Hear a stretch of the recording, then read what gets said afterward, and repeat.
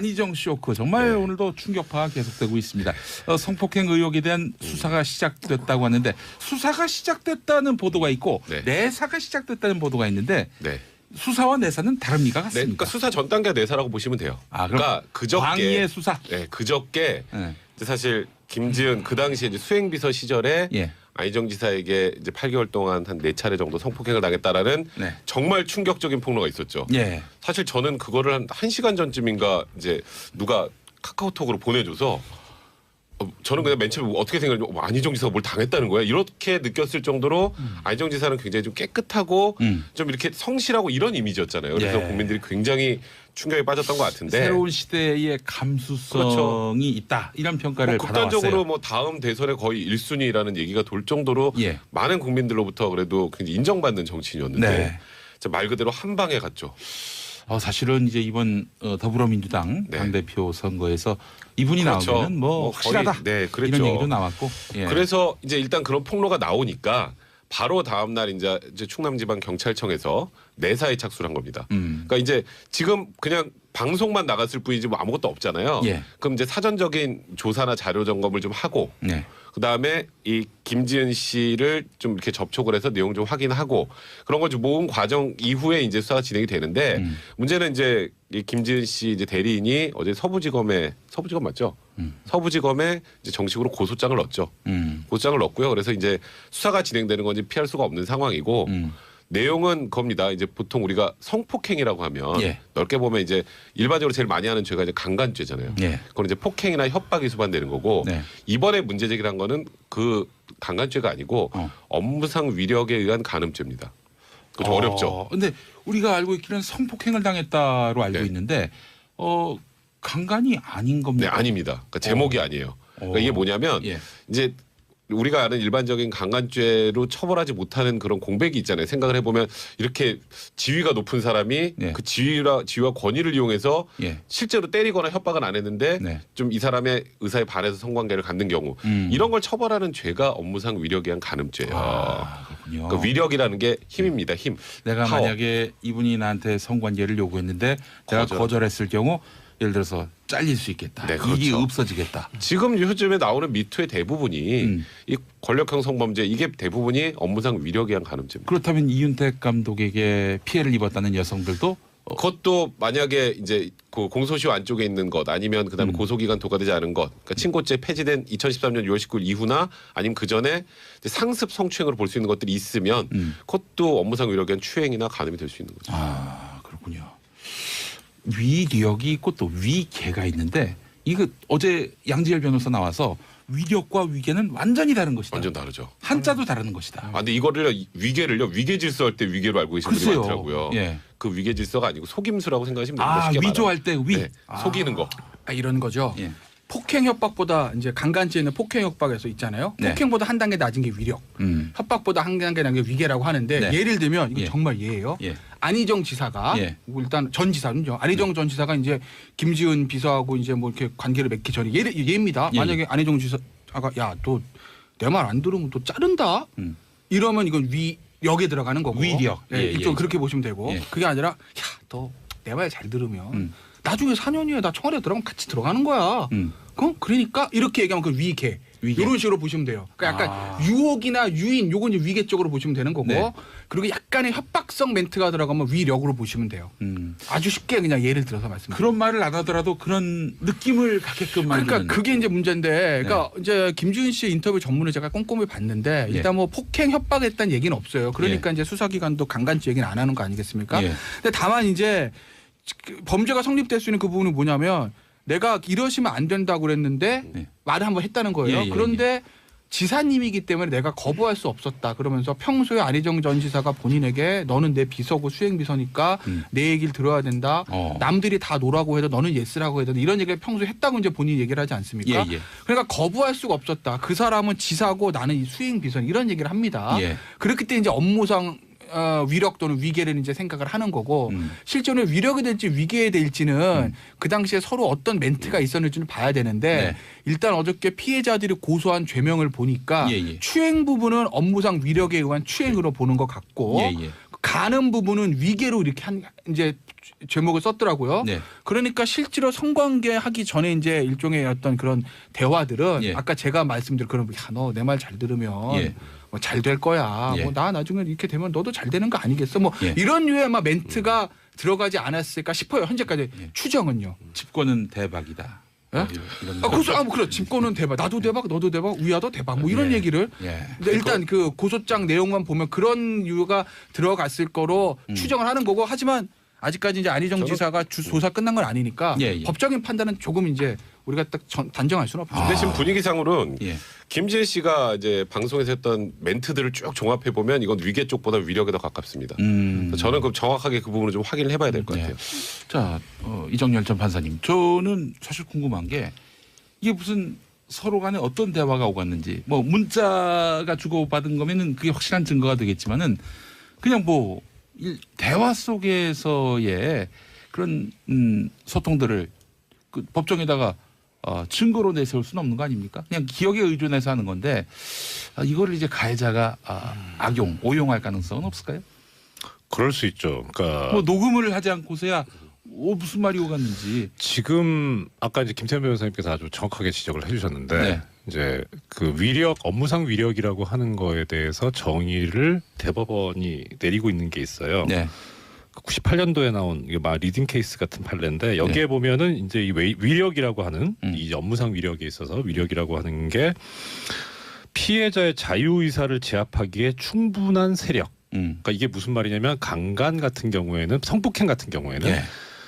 피해자의 한 거를 불능하게 그러니까 저항을 어렵게 하거나 못하게 하거나 아예 뭐 아니면 어렵게 하는 곤란하게 하는 그런 정도 수준을 요구하는데 이 업무상 위력에 의한 성범죄에 있어서는 그냥 자유 의사를 억압할 정도면 충분하다라는 거예요. 근데 이런 게 어느 때냐면은 이런 경우가 판례에 의하면 유형적이든 무형적이든 묻지도 않고 폭행 협박뿐만 아니라 사회적, 경제적, 정치적인 지위나 권세를 이용하는 것도 가능하다. 예. 예, 이렇게 표현하고 있거든요. 예, 예. 그러니까 문제는 이제 일단 지위 자체가 지사고 비서다 이것만으로도 지금 여기에 포섭이 되게 돼 있어요. 그렇죠. 지금. 두 사람이 어떤 대화를 나눴는지 그건 근데 중요하지 문제는 않고. 이제 중요한 건 뭐냐면 예. 그렇더라도 문제는 이제 이런 지위를 이용한다라는 그런 생각은 있어야 돼요. 그러니까 이게 이제 고의의 문제인데 주관적인 의사의 문제인데 아까 말씀하신 앵커께서 말씀하신 그 문자 이런 것들을 이제 가지고 과연 이 당시에 이 지위를 이용해서 성범죄를 저지른다는 그런 의사가 있었느냐. 그러니까 그런 의사는 없었다라고 네. 하는 그런 것을 주장하기 위해서 이제 아까 악용이라고 표현하셨는데 그렇게 쓸 수는 있는 거죠. 예. 그러니까 이게 상하 관계에서 연애할 수도 있잖아요. 네. 뭐 그런 것까지 지위 그런 게 때문에 이제 드라마에 많이 나오지 그렇죠. 않습니까? 그것 때문에 예. 지위로 이용해서 이걸 뭐 위력에 의한 가늠이다라고 할 수 없으니까 그런 부분을 입증하기가 좀 어찌 보면 쉽진 않죠. 그러니까 이 성범죄 관련해서는 대부분 좀 내밀한 관계에서 벌어지는 거지 뭐 사람들이 보는 데서 하는 게 아니잖아요. 네. 근데 이번에 일단 안 지사 측 입장문을 좀 보면요. 예. 최초에 김지은 씨가 이제 폭로를 했을 때 이제 비서실에서 나온 멘트는 이거였습니다. 부적절한 성관계는 있었지만 강제로 한 건 아니다. 그거는 이제 말 그대로 그거는 좋은 감정으로 했다. 네. 다만 불륜이긴 해도 불륜이니까 연애였다. 쉽게 말하면 불륜이지만 예. 이거는 강제로 한 거 아닙니다. 였는데 안 지사가 그 다음 날 이제 새벽에 예. 입장을 내놨죠. 비서실의 얘기는 잘못됐다. 근데 비서실의 얘기는 잘못됐다는데 구체적으로 그 다음에는 없어요. 그러니까 안 지사 얘기는 그래 내가 업무상 지위를 이용해서 부적절하게 이건 범죄 행위에 해당한 걸 했다라는 의미인지 네. 아니면은 그냥 그 비서실 의미가 틀렸다는 게 뭔지 아직은 정확하게 추론되지 않는데 안 지사가 그 부분을 만약에 시인을 한다면 그건 자백이 되니까 자백이 되면은 뭐 이거 수사 과정에서 크게 문제가 없을 텐데 네. 이제 안 지사가 만약에 이제 소환이 돼서 예. 이제 그 강제성 부분이나 업무상 위력 부분을 부인하면 예. 그러면 또 좀 복잡해질 수도 있는 거죠. 저는 안 지사의 입장문을 법률적 의미에서의 범죄에 대한 자백이라고 보지 않아요. 저는 그냥 도덕적인 정치적인 책임을 지겠다고 봐요. 저는 그렇게 봐요. 왜냐하면 문구 자체가 예. 일단 모든 게 다 제 잘못입니다는 얘기는 네. 정치인들이 무슨 일이든 생길 때는 일단 자동적으로 나오는 게 모두 다 제 잘못입니다. 제가 네. 책임지겠습니다. 이겁니다. 예. 그러니까 이제 안 지사 입장에서 보면 첫 번째 멘트 비서실 통해 나갔던 멘트 합의한 건데 하긴 했는데 합의한 거야 이거. 네. 이게 사실은 모든 성범죄자의 의혹을 받고 있는 사람들이 가장 하는 멘트가 이거거든요. 음. 하긴 했는데요. 네. 강제는 아닙니다. 예. 합의했으면 이거 그게 모든 사람이 검사 앞에든 판사 앞에든 변호사 앞에 한 얘기 이겁니다. 예. 그러니까 자동적으로 그 반응이 나왔고 비서실에서 예. 그거에 대해서 워낙 집권 여당인 더불어민주당에서조차가 최고위원회에서 안 좋은 이거 말이 되냐는 얘기가 나왔지 않습니까? 네. 그러니까 사면 초과에 몰린 상황에서 일단 정치적인 책임 문제만 인정하면서 위기를 좀 벗어나했던 것 같아요. 그러니까 내가 도덕적인 책임, 정치적인 책임을 지겠다는 것이지 네. 법정에서 내가 자백할까? 저는 그건 아니라고 봐요. 그 예면에 흐르는 뉘앙스는. 네. 그래서 아마 이게 수사가 시작이 되면 안전지사 입장에서는 상당 부분 다툴 가능성이 높아요. 왜냐하면 안전지사 입장에서 보면 예. 제가 뭐 두둔하고 이런 문제가 아니라 그 문구에 뭐 마지막에 정계 은퇴가 아니라 정치 활동을 중단하겠습니다 썼거든요. 중단은 재개 가능성을 내포하고 그렇죠. 있는 거 아닙니까? 그 얘기는 예. 만약에 예. 안전지사 입장 생각입니다. 예. 내가 지금 이걸 법적으로 다 자백했다. 제가 위력에 의한 간임 어떻게 되죠? 구속입니다. 끝나는 거예요. 예. 인간으로나 정치인으로나. 예. 근데 안전지사 입장에서 내가 이거를 뭐 무혐의를 받거나 예. 법정에서 무죄가 되면 내가 불륜을 저질렀을지언정 성범죄자는 아니다. 그렇다고 보면 혹시 나중에 재기할 수도 있지 않을까라는 생각을 하는 것 같아요 지금. 그래서 아마 정치활동 중단이라는 단어를 쓰는 것이고 네. 아마 경찰에서부터 상당 부분 저는 아마 무혐의를 저는 다툴 것으로 봅니다. 아마 잘 될지 안 될지 모르겠으나. 안희정 전 지사의 전략, 법정 전략, 뭐 예단하는 것은 좀 무리일 수도 있겠지만은 그 지금의 어떤 어제 입장문 발표라든지 그 전날 도청 비서실에서 나왔던 그런 입장문들 종합해 봤을 때 어떻게 돌파할 것으로. 그러니까 일단은 보시나요? 조금 전에 말씀하셨던 것처럼 일단 이 뭐 소나기는 피해야 되지 않겠습니까? 예, 예, 예. 그래서 지금 일단 안희정 지사도 연락 다 끊고 그 SNS에 하나 딱 올려놓고 예. 다 인정하는 것 같기도 하고 예. 아닌 것 같기도 하고 하는 예. 글을 올렸는데 근데 법정에서는 지금 조금 전에 김태현 변호사 말씀하셨던 것처럼 그러니까 쉽게 말해서 나 내 도지사직 그거 이용해 가지고 그걸 가지고 이제 이 사람을 좀 억압해서 아까 자유의사라는 표를 썼는데 예. 그런 것까지 억압해서 한 게 아니고요. 그러니까 결국은 부적절하지만 다소 오해 소진이 있어도 좋은 감정을 갖고 서로 관계를 한 것이다. 그러니까 이제 도덕적 비난 가능성과 법적 책임은 좀 별개지 않습니까? 예, 예, 예. 이제 그렇게 일단 전략을 세울 가능성이 저도 개인적으로 볼 때 많고요. 근데 시간이 지나면 도덕적 책임, 법적 책임 사람들이 혼동하지 네, 않습니까? 혼란스럽죠. 그래서 얘는 무죄 받으면은 도덕적 책임까지 그냥 퉁으로. 근데 이제 안희정 기사 같은 경우에는 이제 저번 그 대선 경선 과정에서 예. 그 와이프와의 그 굉장히 뭐 절절한 사랑, 예. 그다음에 무슨 뭐 그때 안깨비 뭐 그래가지고 그 와이프 이렇게 목도리 이렇게 해가지고 그 도깨비 패러디하는 그런 사진들 그런 모습들을 보여줬는데 어쨌건 부인이 하는 다른 여자와 성관계를 했다라는 것만으로도 정치적으로 저는 재개하기 좀 쉽지 않은 상황이 되지 않을까. 그러니까 법적인 문제를 차치하고라도 그런 생각이 네. 좀 많이 드네요. 우리 이정열 전 판사님, 그 안희정 지사에 대한 처벌 수위 어떻게 될 것으로 보십니까? 이게 자료를 조사하다 보니까 예. 이 업무상 위력에 의한 뭐 범죄가 성범죄가 처벌이 흔치가 않은가 봐요. 그래서 양형위원회 자료를 보려고 했더니 양형위원회에서 양형 기준조차도 없어요 지금. 그러니까 그냥 지금 짐작해 볼 수 있는 거는 법에서 정한 형량만 가지고 짐작을 할 수밖에 없는데 예. 이게 또 형이 그렇게 높진 않아요. 뭐 5년 이하의 징역, 뭐 2년 이하의 징역, 뭐 이런 식이어가지고 벌금은 없습니까? 벌금이 있긴 있습니다. 예. 있긴 있는데 뭐 벌금도 있는데다 그래서 아까 당장 이제 만약에 그 범행을 부인하고 나서는 경우에는 피해자 측의 자료가 증명이 충분하다면 구속을 면하기는 쉽진 않을 것 같아요. 그럴 수도 있는 것 같은데 예. 종국적으로 마지막에 갔을 때 과연 실형을 선고받을 가능성이 있느냐는 좀 회의적입니다. 심지어 무죄 가능성도 있습니까? 그거야 뭐 사실 그거는 이제 형량이 얼마가 나오냐는 그런 어떤 정상관계를 보고 짐작은 할 수 있는데 예. 유죄냐 무죄냐는 증거 싸움이기 때문에 여기서 말씀드리기는 사실 상당히 어려운. 그러니까 실제로 입증하기가 쉽지 않아서 그래요. 그러니까 네. 쉽지 않아서 뭐 진짜 무죄 가능성도 배제할 수 없죠. 그러니까 도덕적 비난은 받을지언정 그러니까 명확하게 그 도지사로서의 지위 뭐 나중에 차기 대선 후보로서의 뭐 그냥 그런 정도 엄청난 영향력을 이용해서 억압해서 했다라는 부분을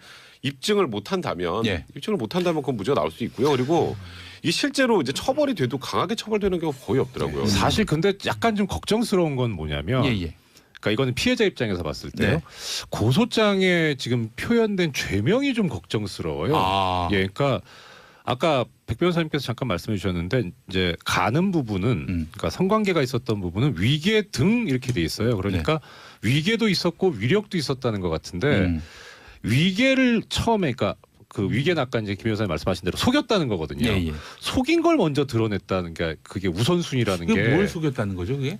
그건 알 수 없죠. 아직. 그건 알 수 없어요. 그러니까 김진 씨가 이게- 얘기한 거에 없었어요. 네, 없었어요. 그래서 오히려 인터뷰 내용으로서는 더 정확한 거는 위력인 것 맞아요. 같은데 왜 저거를 전면에 내세우지 않고 위계를 전면에 내세웠을까라는 게 상당히 좀 석연치는 않아요. 이게 그러니까 저 수사기관도 굉장히 힘들 겁니다. 음. 이거 왜 일반인이 아니잖아요. 예. 뭐 대선 주자입니다. 참 유력한 대선 주자니까 네. 유망한 정치인이었기 때문에 언론이 모든 관심을 가져서 굉장히 좀 부담스러울 건데 예. 이게 이제 조사를 했을 때 아마 두 가지를 볼 거예요. 하나는 당시 있었던 대화들, 대화 구성, 안정 뭐라고 말았다, 김지 뭐 이런 부분들도 있지만 예. 이게 뭐 이정열 전 부장판사 이제 성범죄 만약에 형사사건에서 많이 보셨겠지만 이 성범죄 사건들 기록 보잖아요. 네. 이건 그냥 포르노입니다. 아. 왜냐하면 예.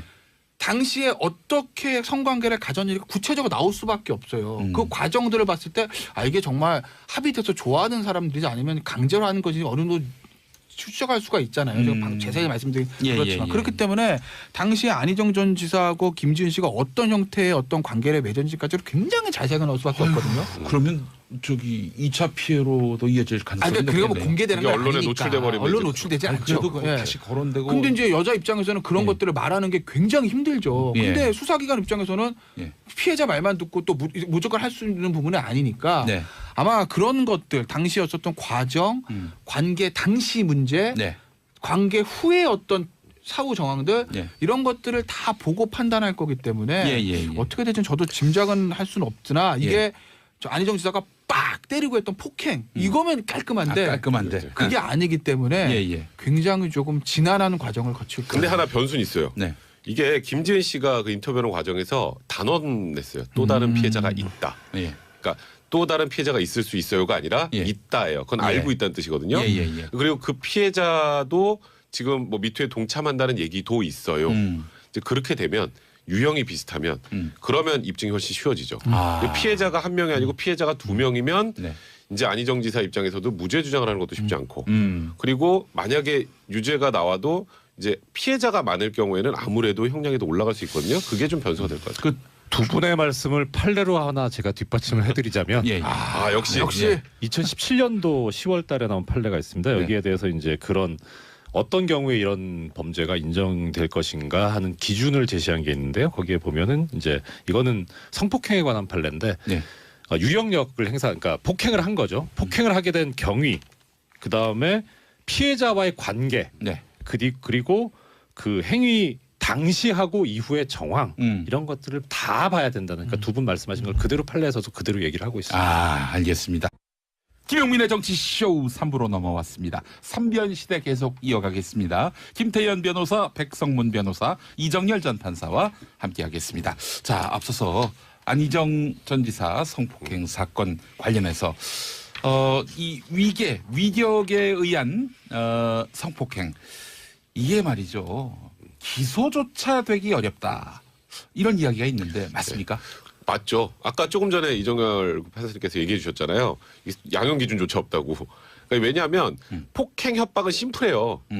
이게 위력인지 아니면 상사하고 그하고 좋은 감정이었는지 그 중간에 이제 폭행이나 협박이 빠지니까 그 부분을 입증하는 게 굉장히 애매하죠. 그러다 보니까 쉽지 않은데 일단 지금 뭐 김지은 씨의 얘기 우리 인터뷰 내용을 쭉 들어보면 김지은 씨는 위력으로 느꼈다는 것처럼 보여요. 예. 그리고 만약에 지금 또 다른 피해자가 있다라는 피해자도 동일하게 진술을 한다면 그러면 기소될 가능성은 많은데 근데 기소하고 유죄하고는 다르잖아요. 기소가 됐다 하더라도 법정 가서 무죄 판결 날 수도 있다. 그렇죠. 이게 왜냐하면 사실 둘 간의 얘기하고 이거를 예를 들어서 그때 당시 뭐 텔레그램 이런 것도 막 공개했었잖아요.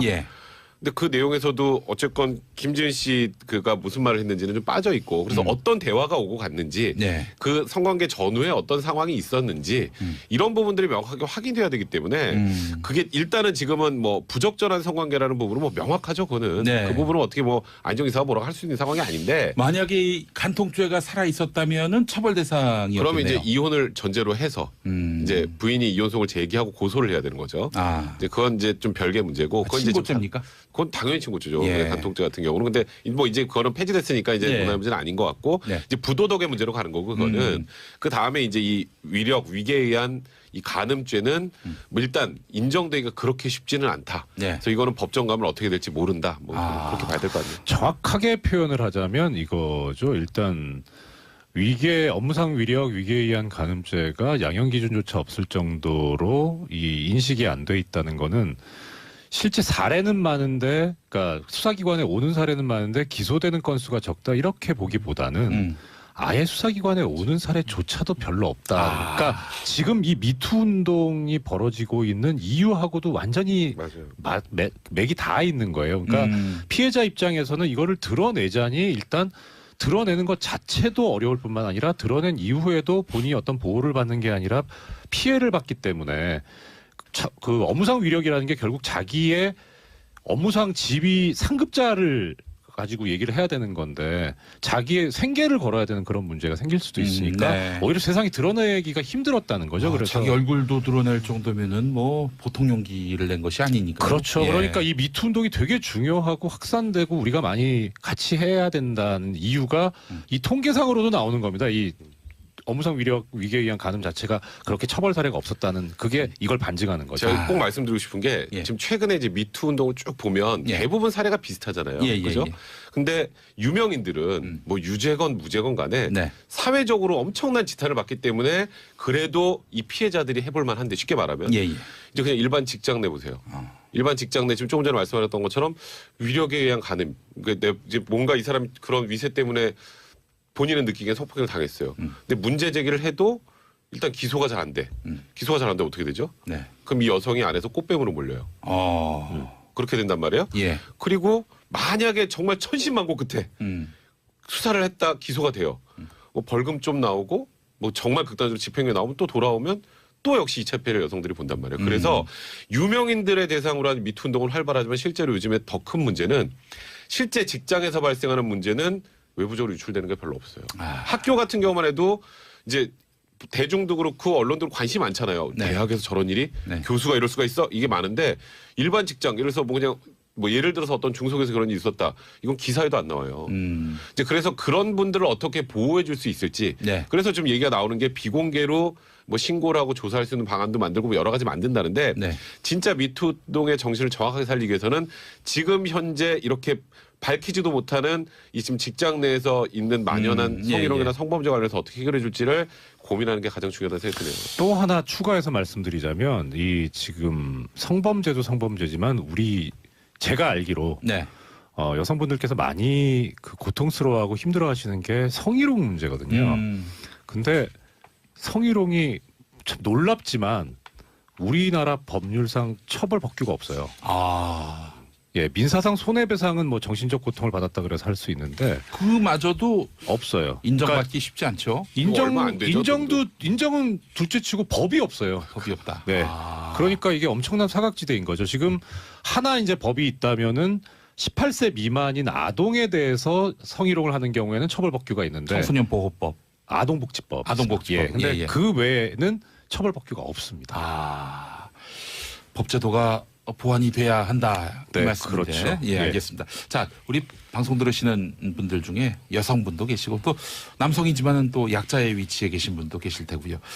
자, 이 어디선가 또 위험에 처할 수 있는 분들을 위해서 만약 피해 상황에 처했을 경우 성폭력 피해를 입었을 경우 어떻게 대처해야 할지 법률적으로 좀 조언 좀 해주시겠습니까? 그러니까 빨리 신고하는 게 가장 좋아요. 신고 어디다? 이제 수사기관에. 수사기관, 경찰. 네, 그리고 네. 여성단체가 도움을 청하는 것도 마찬가지고. 왜냐하면 이제 이게 강간죄라는 게 변호사들도 사실 힘들고 판사도 힘들고 검사도 힘들고 왜냐하면 방 안에 예.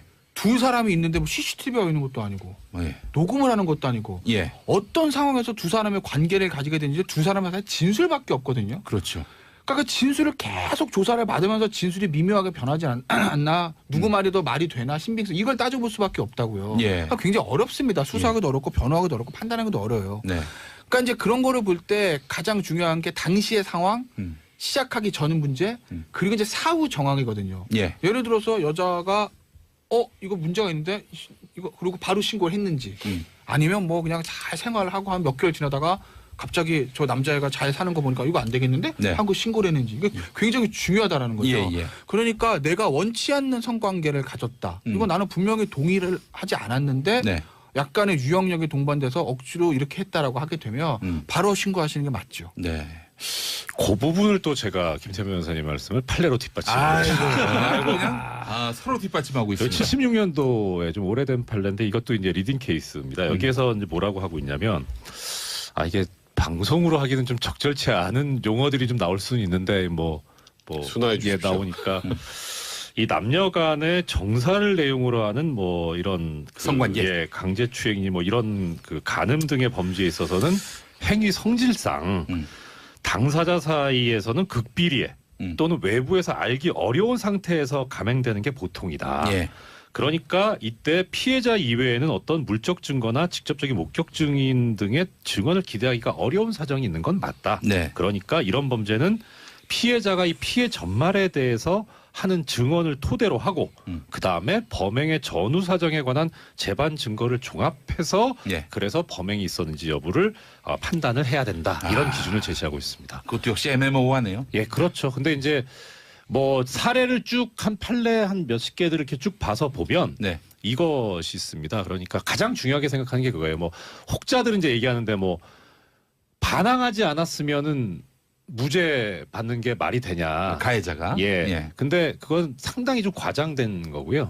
제일 중요하게 지금 법원에서 보고 있는 거는 범행 후에 어떤 행동을 취했냐예요. 그렇죠. 그러니까 이게 굳이 성범죄뿐만 아니라 예. 뭐 예를 들어 뭐 절도도 그렇고 뭐 강도도 그렇고 이런 신체적인 물리력이 동반되는 경우에는 예. 피해자가 그 끔찍한 순간을 기억하기 싫기 때문에 빨리 현장을 이탈하는 게 일반적이거든요. 예. 그런데 뭐 이런 어떤 뭐 이렇게 잘못된 일이 있었는데 네. 그 가해자와 함께 그러니까 무죄가 났던 사건들은 보통 그렇습니다. 가해자와 함께 2시간 이상 더 오래 있었다던가. 아하. 예, 뭐 아니면 그 이후에 바로 뭐 라면을 끓여줬다는 사람도 있고요. 뭐 하여튼 그렇기 때문에 그런 경우에는 좀 일반적으로 납득이 어렵다라고 해서 무죄를 선고한 케이스들이 많이 있습니다. 피해자라면은 예. 현장을 빨리 떠나는 것이 그렇죠. 예. 그리고 아까 김태현 변호사님 말씀하신 것처럼 그냥 떠나서 묵히지 말고 바로 신고를 하고 더 중요한 거는 일단 증거를 보존해야 되니까 네.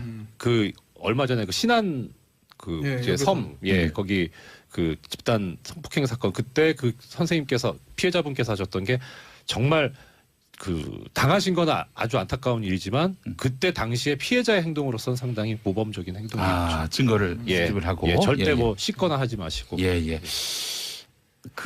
이런 우려를 하는 남성분도 봤어요. 무고를 당할까봐. 그렇죠. 뭐 아까 우리 백성원 변호사님 말씀하셨지만은 사내 연애를 했는데 남성이 네. 뭐 상사예요. 또 여성은 이제 그보다는 직급이 좀 아래에 있고 네. 그러다 이제 둘이 잘 연애하다가 만약에 사이가 안 좋아져서 뭐 그런 상황이 발생한다. 심지어 간통하다가 걸리면 그 간통한 상대방이 날 성폭행했다라고 주장하는 경우도 있어요. 그 무고는 굉장히 많은데, 예. 근데 저는 보통 보면 이게 무고가 밝혀진 거 요즘에 이 소위 말하는 뭐 카카오톡인 이런 서로 내용 있죠. 문자 메시지나 이런 거 예. 그런 거를 보면 대충 알아요. 그러니까 그게 이제 말씀드렸던 것처럼 뭔가 강제적이거나 억압된 상황이었으면 좋은 말이 쉽게 서로 안 나가잖아요. 그러니까 상대방 입장에서도 네. 그게 많이 중요한 것 같고 그 다음에 이제 무언가 성폭행이 있었다라고 하는 시점 조금 전에 말씀하셨던 것처럼 그 이후에 둘이 어떻게 지냈는지는 그 회사면 예를 들어서 회사 내 목격자들은 많이 있을 거 아니에요. 예. 그런 부분으로 이제 어느 정도는 해소가 되죠. 근데 다만 이제 걱정하는 분들은 이게 성관계 성폭행이라는 게 둘만 있을 때 은밀하게 진행이 되는 경우가 많기 때문에 목격자가 없잖아요. 어떤 상황으로 진행이 됐는지 그러다 보니까 간혹 이제 무고로 정말 자기는 성폭행한 적이 없는데 처벌을 받는 경우도 간혹은 있습니다. 이제 그런 부분은 이제 수사기관에서 잘 정리를 해줘야죠. 예, 이 정황을 갖고 따질 수밖에 없다. 이런 말씀이고요. 알겠습니다. 뭐 무고도 없어야 하고요. 성폭행 가해도 없어야 하고요. 맞습니다. 예, 우리 사회가 법정의가 살아 숨쉬는 사회가 됐으면 좋겠습니다. 자, 6548번 쓰시는 분 딸 가진 아빠로서 요즘 직장 내 성폭력 사례를 보면 정말 걱정됩니다. 진짜 이 세상 딸 가진 아빠들은 미투 운동에 동참해야 합니다라고 하셨고요. 서진영님 삼변과 용비 어떤 예능보다도 재밌는 그림이라고 하셨는데 제가 우리 세 분께 너무 쫄아 있습니다. 지금. 아이고. 예. 워낙 제가 배우는 자세로 지금 이게 경청하고 있습니다. 이런 말씀 이제 무고에 해당합니다. 알겠습니다. 자, 지금으로부터 일주일 후에 이명박 전 대통령이 검찰에 소환됩니다. 네. 검찰에 소환되지요. 예. 네. 자, MB가 드디어 이제 검찰에 그렇습니다. 불려가는데. 드디어라는 표현을 많이 쓰더라고요. 예. 뭐 MB 측도 대비하고 있었죠? 그렇죠. 어차피 소환이야 뭐 언제냐가 중요했던 거지. 예. 이제 언젠간 뭐 3월 중순 전에는 대략 소환이 될 것이다라는 관측이 있었고, 다만 요즘에 자꾸 처음에 생각했던 것보다 수사가 이렇게 쭉쭉쭉쭉 뻗어나가고 있잖아요. 우리 예, 생각하지도 못했던 삼성에서 소송비도 내줬어? 네.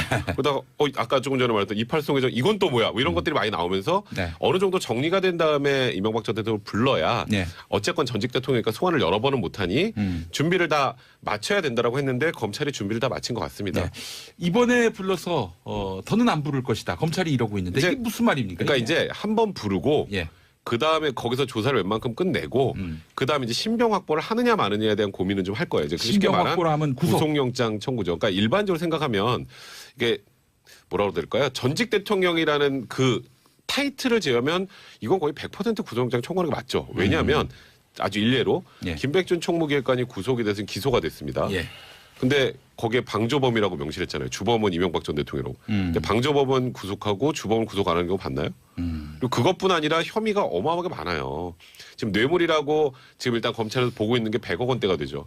처음에 그냥 특수활동비로 시작했다가 삼성 또 그 소송비 대납 것도 60억까지 올라갔고 거기다가 지금 또 나온 이팔성 회장부터 한 20억 5천만 원 있죠. 예. 또 오늘 보니까 뉴욕제가 또 그 ABC 상사 그 사장 또 뇌물 받았다는 얘기도 빵집. 나오죠. 예. 뭐 계속 나와요. 그 빵집까지 나오니까 지금 이제. 그러니까 이런 상황이라면 뭐 뇌물 액수, 그러니까 지금 현재 검찰이 바라보는 액수까지 고려하면 원칙적으로 영장을 청구하는 게 맞는데, 근데 검찰 입장에서는 지금 어쨌건 전직 대통령 지금 구치소 있잖아요. 박근혜 전 대통령. 예. 근데 전직 대통령 2명을 다 한꺼번에 보내는 게 정치적으로 부담이 된다라는 설계가 그런 있잖아요. 있어요. 있죠. 그때 있죠. 그러니까 이제 그런 부분에 대한 부담을 제외한다면 예. 구속영장 청구하는 게 어찌 보면 너무 당연한 수준이 아닌가 생각됩니다. 영장 청구할 거로 보세요? 글쎄요. 정무적 판단과 법적 판단은 다르겠죠. 그러니까 법적 판단으로 하면은 영장 측이 맞죠. 아니, 100억인데 뇌물 혐의가. 검찰이 뭐하러 정무적 판단까지 합니까? 아니 그러니까 제가 뭐 그렇게 하라는 얘기가 아니라 그러니까 지금 검찰 내부에서 이제 구속 수사론과 불구속 수사론, 예. 그다음에 야당 말고 이제 여당 쪽의 정치권의 기류도 불구속 수사론, 구속 수사론 좀 양분돼 있다는 거 아니겠어요? 어느 네. 정도 차이는 좀 있겠지만 예. 아마 그런 부분들이겠죠. 이게 제가 봤을 때는 뭐 증거인멸에 우려 도주는 없는 것 같고 뭐 어디 도망가겠습니까? 증거는 다 있는데요, 뭐. 네. 근데 문제는 범죄 아니, 혐의가 우려하는 분도 있어요. 혹시 뭐 동남아나 중동으로 가시는 거 아닌가? 출국금지 걸어야 되니까. 걸어야죠. 네. 예. 그러니까 이제 범죄 혐의만 보면 뇌물이 지금 혐의가 100억이잖아요. 다른 건 다 떠나잖아요. 혐의가. 예. 그러니까 이명박 전 대통령 지금 기류로 봐서 이걸 자백할 것 같지는 않고 일단 그 변호인들의 기류를 제가 취재를 해보면 일단 아니다 우리는 부인이다라는 전략을 쓰는 것 같은데 그 부인이 있을 경우에 아마 다툼의 여지가 있으면 방어권 얘기를 하겠죠. 네. 검찰 입장에서 보면 뇌물 100억의 증거가 어느 정도 확실하다고 볼 거고 네. 그러면 그 혐의는 뭐 구속하는 게 맞죠. 당연히 구속해야죠. 근데 다만 전직 대통령이기 때문에 2명을 동시에 이게 좀 껄쩍지근한데 뭐 이런 판단들. 네. 그게 이제 그 판단을 하느냐 안 하느냐 이 차이지 죄만 깔끔하게 보면 네. 그러면 그건 구속사유예요. 우리 이정열 전 판사님이 사실은 신기가 있는 분입니다. 이 구속 전망은 대부분 맞췄어요. 예. 김태현 변호사님이 한 세수입니다. 그렇습니까? 자, 그럼 두 분에게 한번 그러니까 이거는 돗자리를 한번 펴보겠습니다. 영장을 치면 저는 100% 나올 거로 봐요. 법원의 입장에서 봤을 때 영장을 검찰이 청구를 하면은 저는 100% 나온다고 보는데 검찰이 청구하느냐 하느냐 마느냐. 안 하느냐 그 부분이. 이거 검찰이 칼 쥐고 있는 거예요. 검찰이 하면 나오는 거고요. 안 하면 그냥 이제 그 말 그대로 좀 전에 김태현 변호사랑 저랑 거의 유사하게 했던 것처럼 정무적인 판단을 한 거죠. 그렇게 되면. 근데 그럼 비난을 많이 받을 거예요. 네. 영장 청구 최종 결재 최위선 윤석열 지검장입니까? 총장이죠. 검찰총장. 문무일 검찰총장. 총장. 자, 그러면은 검찰이 청구할 것 같습니까? 그건 모르겠어요, 저도. 그 다음 주에 나와서 예측 한번 해볼게요. 다음 주에. 다음 주 왜냐면 9시 반 수요일 9시 반 소환이니까 예. 저희가 아마 이 토크 한 변씩 할 때 뭐 항상 조사를 커피 마시고 조사 시작할 때거든요. 예. 당장 내일 소환된다면. 좀 보시죠. 여기서 너무 몸살이 발 한번 살짝 빼네. 예. 자, 우리 이정열 전 판사님. 그러면 당연히 뭐 영장 청구하고 발부되는 거죠. 아. 이거는 아까 이제 김 변호사님께서 그 말씀하셨는데 예. 도주 우려, 예. 증거인멸의 우려도 뭐 일단 공범이 있고 하니까 증거의 우려도 없다 할 수 없는데 도주 우려 같은 경우에는 지금 예를 들어서 뇌물만 놓고 보면 예. 우리 양형 기준상 5억 원 이상일 때 최하가 7년이거든요. 예. 그럼 이렇게 중형이 선고될 것 같으면 도주 우려가 있다고 보는 게 예, 영장 패키지로 가죠 원래 기준이에요. 패키지로. 예, 그러니까 그 당의 피의자가 진짜 그야말로 뭐 주거가 일정하고 직업이 확실해서 뭐 이거는 도주 우려가 없다고 판단할 때 그거인 거고 일단 첫 번째 기준은 그겁니다. 형이 얼마나 선고될 거냐. 실형 선고 예상되면 도주 우려가 있다고 보는 게 네. 지금 이제 영장 발부 기준이거든요. 예, 예. 그러니까 도주 우려는 있어요 최소한. 근데 문제는 이제 아까 말씀하신 정무적 뭐 건데 이게 저는 정무적인 부분은 잘은 모르지만 이렇게 어떻게 생각하냐면 이렇게 했을 때 국민적인 비난을 받을 수 있겠느냐. 근데 오히려 저는 박근혜 피고인을 구속하는 게 더 욕을 먹을 가능성이 크냐, 이명박 전 대통령을 구속했을 때 욕을 먹을 가능성이 크냐 했을 때 박근혜 피고인 쪽이거든요. 그럼에도 불구하고 했는데 네. 뭐 굳이 이번에 몸을 살릴 필요가 있을까? 아, 저는 도주 우려가 매우 심각하다고 생각하는 게 워낙 이 그 차명 소유가 많아가지고 예. 많죠. 차명 소유가 많아서. 아 근데 참 아이러니한 건 뭐 기사를 보니까 돈이 없어서 변호인단을 못 구한다. 근데 어제 정두원 전 의원 나와서는 네. 아이 그거는 거짓말이다. 아니까요. 그건 당연히 거짓말이죠. 그게 퇴근 그 전 얘기 의원도. 아니에요. 그러니까 저기 이 변호사 비용을 대납해 주기로 한 사람이 아직 확답을 안 했다. 그래서 못 구하고 있다.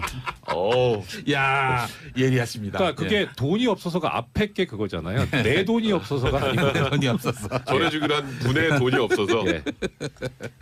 알겠습니다.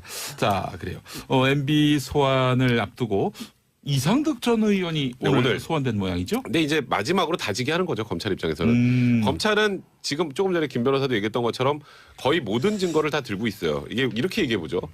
그러니까 지금 MB 측근이라는 사람들이 검찰 조사를 받고 그 전에 과거에 2008년 특검 때 다 부인했던 사람 지금 다 인정하죠. 네. 그 왜 그럴 것 같아요? 아 이번 정권이 바뀌었으니까 인정해야지가 아니고 아 이거 명백한 객관적 물증이 나오는데 거기서 어떻게 계속 모른다라고 해요. 그래서 그런 거예요. 끈 그러니까 떨어졌기 때문에 이제 MB 끈 떨어져서가 아니 끈 떨어졌다고 막 저 사람 이제 끈 떨어졌으니까 하자가 아니라 예. 아니 본인도 처벌받아야 되는데요. 이 사람들도 지금 다 기소되고 구속되고 하잖아요. 예. 그 윗선을 얘기하지 않으면 내가 최윗선으로 몰릴 수 쉽게 있다. 말하면 덤탱이 쓸 수도 있는 거고 거기다가 이렇게 물적 증거가 명확하게 나와 있으면 그게 영포빌딩 지하 2층에서 네. 검찰이 압수수색하고 난 이후부터 확 변하고 생각지도 않은 이런 지금 뭐 아까 말한 소송비 대납이니 예. 뭐 뉴욕제가 이런 게 다 나오잖아요. 빵집 같은 게 이렇게 예. 나오잖아요. 이제 예. 그러니까 예. 이거는 객관적으로 움직일 수 없는 증거 때문에 인정하는 거지 그냥 말 그대로 그냥 배신이라고 생각하면 안 된다는 생각이죠. 이게 이런 거죠. 그러니까 이상득 전 의원을 소환하는 그런 부분들은 네. 이명박 대통령의 혐의 중에서 삼성 뇌물죄 같은 거야. 먼저 돈 흐름 자체가 이제 다스에서 웨이킹 거프로 왔다 갔다 한 거는 그렇다 치고 실질적으로 현물의 이 돈가방이 움직이는 것들의 물리적인 종착지는 이상득 전 의원이거든요. 예를 들면 김소남 전 의원의 공천원금 같은 거고 이상득 전 의원 갖다 줬다라는 게 이제 전달했다라는 게 예. 김백준 전 기획관의 진술이고 그다음에 저 이팔성 메모에서는 22억도 SD 8억 이상주 14억 이거 아니겠습니까? 예. SD 8억 이상득 전 의원 줬다는 거예요. 이상주 14억도 본인이 가방을 받아서 이상득 전 의원이 전달해 줬다는 거거든요. 네. 그러니까 물리적 종착지는 현금으로 온 건 이상득 전 의원이라는 거죠. 이씨 일간의 딜레마에 빠질 겁니다. 형이냐 정직 대통령이냐. 예? 검찰은 실질적으로 그 당시에 이명박 캠프의 좌장은 이상득 전 의원이고 물리적으로 이상득 전 의원이 받았지만 그게 이상득 전 의원을 꿀꺽한 게 아니라 MB랑 쉐어했다. 초선은 MB와 어떤 허락을 받아서 공모했다. 뭐 이렇게 보는 걸 거예요. 최순실 박근혜 전 대통령 관계처럼. 근데 그 관계보다 좀 더 돈독하겠죠. 형제고 또 네. 그냥 형도 아니고 완전 파워 있는 정치인이니까. 예. 그런데 지금 이명박 전 대통령 지금 반응은 나 안 받았는데? 나 돈 안 받았어. 나 몰라. 그 돈 나한테 안 와서 이거 아니겠습니까? 예. 그러니까 이상득 전 의원한테 어이. 당신이 그럼 꿀꺽한 거야? 당신이 다 들어가시려고? 어떡하려고? 네. 동생한테 쉐어 안 해서 이걸 묻겠죠. 그래서 아마 이상득 전 의원을 마지막으로 지금 얘기를 하는 거예요. 예, 알겠습니다.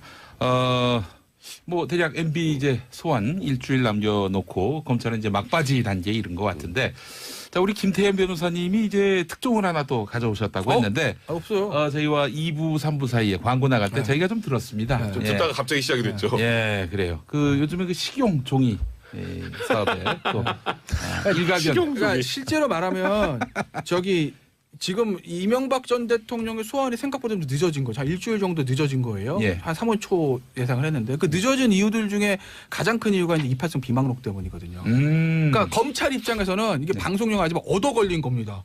가봤더니 먹고 있네. 이건 뭐지?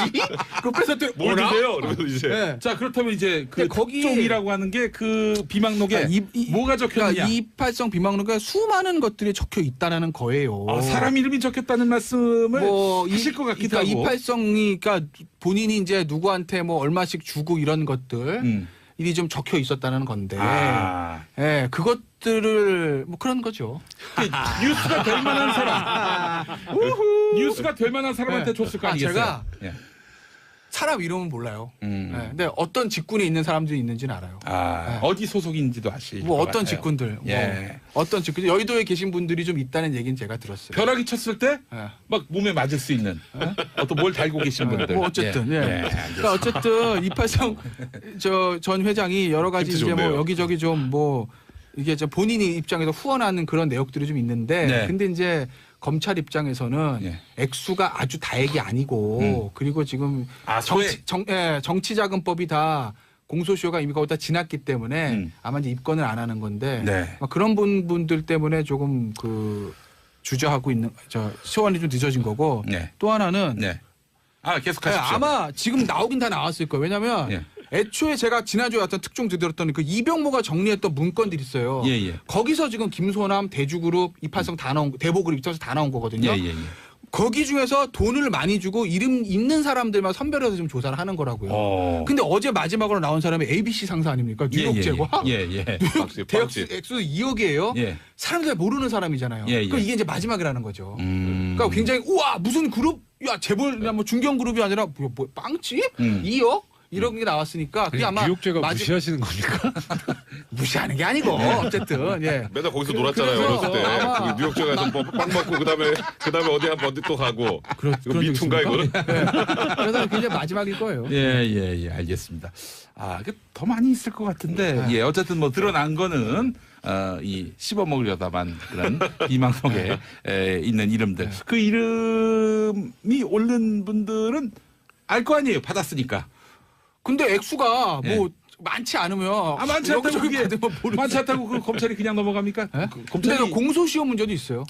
정치자금법이. 그렇죠. 이 네. 10년 전 공소시효는 대부분 이제 네. 5년이니 공소시효가 5년이니까 정치자금법은 이미 네. 5년 다 지났잖아요. 이명박 정부 당시 일이라. 그러니까 이제 공소시효가 다 지나면 구태여 검찰에서 그걸 까면 네. 그건 또 뭐 정치보복이나 이렇게 프레임으로 그런 얘기가 가니까. 예. 그러니까 이제 그거는 정치보복 프레임에 굳이 지금 이런 전직 대통령과 수사하고 있는 와중에 검찰이 힘들고 혼란스럽지 않게 쓸데없이 전선을 그 확대해봐야. 전선을 확대할 가능성은 거의 없다고 봐야죠. 네. 그 시절에 그 정도 액수는 사실 진짜 기억 못 할 거예요. 이게 뭐 얼마인지 이렇게 다 아시네요. 한두 군데에서 받았으면은 기억할지 모르겠는데 이게 뭐 하도 많은 데서 받으셨을 테니까 네. 기억하겠습니까? 누군지 몰라요. 저는. 아니 누군지 얘기하셨던 걸로 기억하는데 제가. 예. 어? 아닌데? 아닌가요? 네, 아닌데. 기원마께서 계속 무고를 용기 위험합니다. 위험해요. 다음 주에 이제 용디 말고 딴 분으로 가나요? 네, 위험해요. 예, 그냥 그래서 프로그램을 땡땡땡의 정치쇼 하지 말고 그냥 정치쇼라고 했으면 좋겠어요. 맞아. 수시로 바뀔 수 있도록. 예, 알겠습니다. 안희정 쇼크 정말 오늘도 충격파가 계속되고 있습니다. 성폭행 의혹에 대한 수사가 시작됐다고 하는데 수사가 시작됐다는 보도가 있고 네. 내사가 시작됐다는 보도가 있는데 네. 안희정 쇼크 정말 오늘도 충격파가 계속되고 있습니다. 성폭행 의혹에 대한 수사가 시작됐다고 하는데 수사가 시작됐다는 보도가 있고 네. 내사가 시작됐다는 보도가 있는데 네. 수사와 내사는 다릅니까? 네, 같습니까? 그러니까 수사 전 단계 내사라고 보시면 돼요. 그럼 그러니까 그저께 광의의 수사. 네, 그저께 네. 이제 사실 김지은 그 당시에 이제 수행비서 시절에 예. 안희정 지사에게 이제 8개월 동안 한 4차례 정도 성폭행을 당했다라는 네. 정말 충격적인 폭로가 있었죠. 예. 사실 저는 그거를 한 1시간 전쯤인가 이제 누가 카카오톡으로 보내줘서 저는 그냥 맨 처음에 어떻게 생각했냐면 안희정 지사가 뭘 당했다는 거야 이렇게 느꼈을 정도로 안희정 지사는 굉장히 좀 깨끗하고 좀 이렇게 성실하고 이런 이미지였잖아요. 그래서 예. 국민들이 굉장히 충격에 빠졌던 것 같은데 새로운 시대의 감수성이 그렇죠. 있다 이런 평가를 극단적으로 받아왔어요. 뭐 다음 대선에 거의 1순위라는 얘기가 돌 정도로 예. 많은 국민들로부터 그래도 굉장히 인정받는 정치인이었는데 네. 말 그대로 한 방에 갔죠. 사실은 이제 이번 더불어민주당 네. 당대표 선거에서 이분이 그렇죠. 나오면 뭐 거의, 확실하다 네, 그랬죠. 이런 얘기도 나왔고. 예. 그래서 이제 일단 그런 폭로가 나오니까 바로 다음 날 이제 충남지방경찰청에서 내사에 착수를 한 겁니다. 그러니까 이제 지금 그냥 방송만 나갔을 뿐이지 뭐 아무것도 없잖아요. 예. 그럼 이제 사전적인 조사나 자료 점검을 좀 하고 네. 그다음에 이 김지은 씨를 좀 이렇게 접촉을 해서 내용 좀 확인하고 그런 걸 좀 모은 과정 이후에 이제 수사가 진행이 되는데 문제는 이제 이 김지은 씨 이제 대리인이 어제 서부지검 맞죠? 서부지검에 이제 정식으로 고소장을 넣었죠. 고소장을 넣었고요. 그래서 이제 수사가 진행되는 건지 피할 수가 없는 상황이고 내용은 겁니다. 이제 보통 우리가 성폭행이라고 하면 예. 넓게 보면 이제 일반적으로 제일 많이 하는 죄가 이제 강간죄잖아요. 예. 그건 이제 폭행이나 협박이 수반되는 거고 네. 이번에 문제 제기를 한 거는 그 강간죄가 아니고 업무상 위력에 의한 간음죄입니다. 그거 좀 어렵죠. 근데 우리가 알고 있기는 성폭행을 당했다로 알고 네. 있는데 강간이 아닌 네, 겁니까? 아닙니다. 그러니까 제목이 아니에요. 그러니까 이게 뭐냐면 예. 이제 우리가 아는 일반적인 강간죄로 처벌하지 못하는 그런 공백이 있잖아요. 생각을 해보면 이렇게 지위가 높은 사람이 예. 그 지위와 권위를 이용해서 예. 실제로 때리거나 협박은 안 했는데 네. 좀 이 사람의 의사에 반해서 성관계를 갖는 경우 이런 걸 처벌하는 죄가 업무상 위력에 의한 간음죄예요. 그렇군요. 그러니까 위력이라는 게 힘입니다. 힘. 내가 파워. 만약에 이분이 나한테 성관계를 요구했는데 내가 거절했을 경우 예를 들어서 잘릴 수 있겠다. 네, 그렇죠. 이익이 없어지겠다. 지금 요즘에 나오는 미투의 대부분이 이 권력형 성범죄 이게 대부분이 업무상 위력에 의한 간음죄입니다. 그렇다면 이윤택 감독에게 피해를 입었다는 여성들도 그것도 만약에 이제 그 공소시효 안쪽에 있는 것 아니면 그다음에 고소기간 도과되지 않은 것, 그러니까 친고죄 폐지된 2013년 6월 19일 이후나 아니면 그 전에 상습 성추행으로 볼 수 있는 것들이 있으면 그것도 업무상 위력에 의한 추행이나 간음이 될 수 있는 거죠. 그렇군요. 위력이 있고 또 위계가 있는데 이거 어제 양지열 변호사 나와서 위력과 위계는 완전히 다른 것이다. 완전 다르죠. 한자도 다르는 것이다. 근데 이거를 위계를요 위계 질서할 때 위계로 알고 계시는 분이 글쎄요. 많더라고요. 예. 그 위계 질서가 아니고 속임수라고 생각하시면 됩니다. 쉽게 위조할 때 위. 네, 속이는 거. 이런 거죠. 예. 폭행 협박보다 이제 강간죄는 폭행 협박에서 있잖아요. 네. 폭행보다 한 단계 낮은 게 위력, 협박보다 한 단계 낮은 게 위계라고 하는데 네. 예를 들면 이거 예. 정말 예예요. 예. 안희정 지사가 예. 일단 전 지사는요. 안희정 전 지사가 이제 김지은 비서하고 이제 뭐 이렇게 관계를 맺기 전에 예입니다. 예. 만약에 안희정 지사가 야 너 내 말 안 들으면 또 자른다. 이러면 이건 위력에 들어가는 거고. 위력. 네, 예, 이쪽 예. 그렇게 보시면 되고. 예. 그게 아니라 야 너 내 말 잘 들으면 나중에 4년 후에 나 청와대 들어가면 같이 들어가는 거야. 그러니까 이렇게 얘기하면 그 위계. 위계. 이런 식으로 보시면 돼요. 그러니까 약간 유혹이나 유인 요건 이제 위계 쪽으로 보시면 되는 거고. 네. 그리고 약간의 협박성 멘트가 들어가면 위력으로 보시면 돼요. 아주 쉽게 그냥 예를 들어서 말씀드립니다. 그런 말을 안 하더라도 그런 느낌을 갖게끔 만드는. 그러니까 그게 이제 문제인데, 그러니까 이제 김지은 씨 인터뷰 전문을 제가 꼼꼼히 봤는데 예. 일단 뭐 폭행 협박했다는 얘기는 없어요. 그러니까 예. 이제 수사기관도 강간죄 얘기는 안 하는 거 아니겠습니까? 예. 근데 다만 이제 범죄가 성립될 수 있는 그 부분은 뭐냐면 내가 이러시면 안 된다고 그랬는데 예. 말을 한번 했다는 거예요. 예, 예, 그런데 지사님이기 때문에 내가 거부할 수 없었다. 그러면서 평소에 안희정 전 지사가 본인에게 너는 내 비서고 수행비서니까 내 얘기를 들어야 된다. 남들이 다 노라고 해도 너는 예스라고 해도 이런 얘기를 평소에 했다고 이제 본인이 얘기를 하지 않습니까? 예, 예. 그러니까 거부할 수가 없었다. 그 사람은 지사고 나는 이 수행비서 이런 얘기를 합니다. 예. 그렇기 때문에 이제 업무상 위력 또는 위계를 이제 생각을 하는 거고 실제로 위력이 될지 위계에 될지는 그 당시에 서로 어떤 멘트가 있었는지는 봐야 되는데 네. 일단 어저께 피해자들이 고소한 죄명을 보니까 예, 예. 추행 부분은 업무상 위력에 의한 추행으로 보는 것 같고 예, 예. 가는 부분은 위계로 이렇게 이제 제목을 썼더라고요. 네. 그러니까 실제로 성관계 하기 전에 이제 일종의 어떤 그런 대화들은 예. 아까 제가 말씀드린 그런 너 내 말 잘 들으면 예. 뭐 잘 될 거야. 예. 뭐 나 나중에 이렇게 되면 너도 잘 되는 거 아니겠어? 뭐 예. 이런 류의 막 멘트가 들어가지 않았을까 싶어요. 현재까지 추정은요. 집권은 대박이다. 예? 이런 그래서 뭐 그래 집권은 대박, 나도 대박, 너도 대박, 위아도 대박, 뭐 이런 예. 얘기를. 예. 근데 일단 그 고소장 내용만 보면 그런 이유가 들어갔을 거로 추정을 하는 거고 하지만 아직까지 이제 안희정 지사가 조사 끝난 건 아니니까 법적인 판단은 조금 이제 우리가 딱 단정할 수는 없죠. 근데 지금 분위기상으로는 김지혜 씨가 이제 방송에서 했던 멘트들을 쭉 종합해 보면 이건 위계 쪽보다 위력에 더 가깝습니다. 저는 그럼 정확하게 그 부분을 좀 확인을 해봐야 될 것 같아요. 자, 이정열 전 판사님, 저는 사실 궁금한 게 이게 무슨 서로 간에 어떤 대화가 오갔는지, 뭐 문자가 주고받은 거면은 그게 확실한 증거가 되겠지만은 그냥 뭐 대화 속에서의 그런 소통들을 그 법정에다가 증거로 내세울 수는 없는 거 아닙니까? 그냥 기억에 의존해서 하는 건데 이거를 이제 가해자가 악용, 오용할 가능성은 없을까요?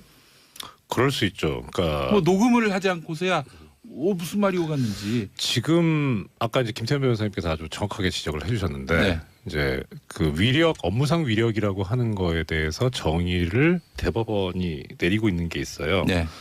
98년도에 나온 이게 막 리딩 케이스 같은 판례인데 여기에 보면은 이제 이 위력이라고 하는 이 업무상 위력에 있어서 위력이라고 하는 게 피해자의 자유 의사를 제압하기에 충분한 세력. 그러니까 이게 무슨 말이냐면 강간 같은 경우에는 성폭행 같은 경우에는 피해자의 한 거를 불능하게 그러니까 저항을 어렵게 하거나 못하게 하거나 아예 뭐 아니면 어렵게 하는 곤란하게 하는 그런 정도 수준을 요구하는데 이 업무상 위력에 의한 성범죄에 있어서는 그냥 자유 의사를 억압할 정도면 충분하다라는 거예요. 근데 이런 게 어느 때냐면은 이런 경우가 판례에 의하면 유형적이든 무형적이든 묻지도 않고 폭행 협박뿐만 아니라 사회적, 경제적, 정치적인 지위나 권세를 이용하는 것도 가능하다.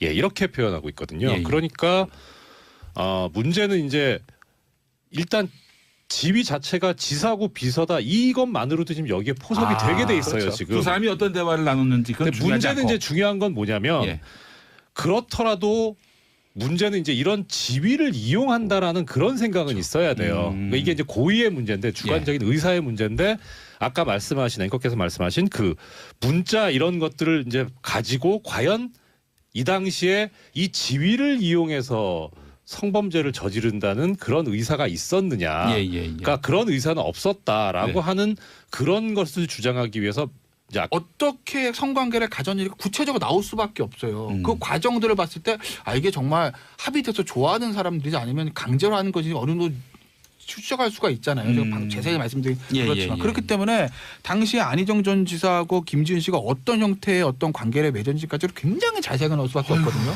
그러면 저기 2차 피해로도 이어질 가능성이 그러니까 그게 뭐 공개되는 게 언론에 아니니까. 노출돼 버리면 언론 노출되지 않죠. 그래도 다시 거론되고. 근데 이제 여자 입장에서는 그런 것들을 말하는 게 굉장히 힘들죠. 근데 수사기관 입장에서는 피해자 말만 듣고 또 무조건 할 수 있는 부분은 아니니까 아마 그런 것들 당시였었던 과정, 관계 당시 문제, 관계 후에 어떤 사후 정황들 이런 것들을 다 보고 판단할 거기 때문에 어떻게 될지 저도 짐작은 할 수는 없으나 이게 저 안희정 지사가 빡 때리고 했던 폭행 이거면 깔끔한데 그게 아니기 때문에 굉장히 조금 지난한 과정을 거칠 거예요. 근데 하나 변수는 있어요. 이게 김지은 씨가 그 인터뷰하는 과정에서 단언 냈어요. 또 다른 피해자가 있다. 그러니까 또 다른 피해자가 있을 수 있어요가 아니라 있다예요. 그건 알고 있다는 뜻이거든요. 그리고 그 피해자도 지금 뭐 미투에 동참한다는 얘기도 있어요. 이제 그렇게 되면 유형이 비슷하면 그러면 입증이 훨씬 쉬워지죠. 피해자가 한 명이 아니고 피해자가 두 명이면 이제 안희정 지사 입장에서도 무죄 주장을 하는 것도 쉽지 않고 그리고 만약에 유죄가 나와도 이제 피해자가 많을 경우에는 아무래도 형량이 더 올라갈 수 있거든요. 그게 좀 변수가 될 것 같아요. 두 분의 말씀을 판례로 하나 제가 뒷받침을 해드리자면 역시 2017년도 10월달에 나온 판례가 있습니다. 여기에 대해서 이제 그런 어떤 경우에 이런 범죄가 인정될 것인가 하는 기준을 제시한 게 있는데요. 거기에 보면은 이제 이거는 성폭행에 관한 판례인데 유형력을 그러니까 폭행을 한 거죠. 폭행을 하게 된 경위, 그 다음에 피해자와의 관계, 그리고 그 행위 당시하고 이후의 정황 이런 것들을 다 봐야 된다는 그러니까 두 분 말씀하신 걸 그대로 판례에서도 그대로 얘기를 하고 있습니다. 알겠습니다. 김용민의 정치쇼 3부로 넘어왔습니다. 3변 시대 계속 이어가겠습니다. 김태현 변호사, 백성문 변호사, 이정열 전 판사와 함께하겠습니다. 자, 앞서서 안희정 전 지사 성폭행 사건 관련해서 이 위격에 의한 성폭행 이게 말이죠. 기소조차 되기 어렵다. 이런 이야기가 있는데 맞습니까? 맞죠. 아까 조금 전에 이정열 판사님께서 얘기해 주셨잖아요. 양형 기준조차 없다고. 그러니까 왜냐하면 폭행 협박은 심플해요. 이게 위력인지 아니면 상사하고 그하고 좋은 감정이었는지 그 중간에 이제 폭행이나 협박이 빠지니까 그 부분을 입증하는 게 굉장히 애매하죠. 그러다 보니까 쉽지 않은데 일단 지금 뭐 김지은 씨의 얘기 우리 인터뷰 내용을 쭉 들어보면 김지은 씨는 위력으로 느꼈다는 것처럼 보여요. 그리고 만약에 지금 또 다른 피해자가 있다라는 피해자도 동일하게 진술을 한다면 그러면 기소될 가능성은 많은데 근데 기소하고 유죄하고는 다르잖아요. 아, 기소가 됐다 하더라도 법정 가서 무죄 판결 날 수도 있다. 그렇죠. 이게 왜냐하면 사실 둘 간의 얘기하고 이거를 예를 들어서 그때 당시 뭐 텔레그램 이런 것도 막 공개했었잖아요. 근데 그 내용에서도 어쨌건 김지은 씨가 무슨 말을 했는지는 좀 빠져 있고 그래서 어떤 대화가 오고 갔는지 그 성관계 전후에 어떤 상황이 있었는지 이런 부분들이 명확하게 확인돼야 되기 때문에 그게 일단은 지금은 뭐 부적절한 성관계라는 부분은 뭐 명확하죠. 그거는 그 부분은 어떻게 뭐 안정이사가 뭐라고 할 수 있는 상황이 아닌데 만약에 이 간통죄가 살아 있었다면은 처벌 대상이었겠네요. 그러면 이제 이혼을 전제로 해서 이제 부인이 이혼송을 제기하고 고소를 해야 되는 거죠.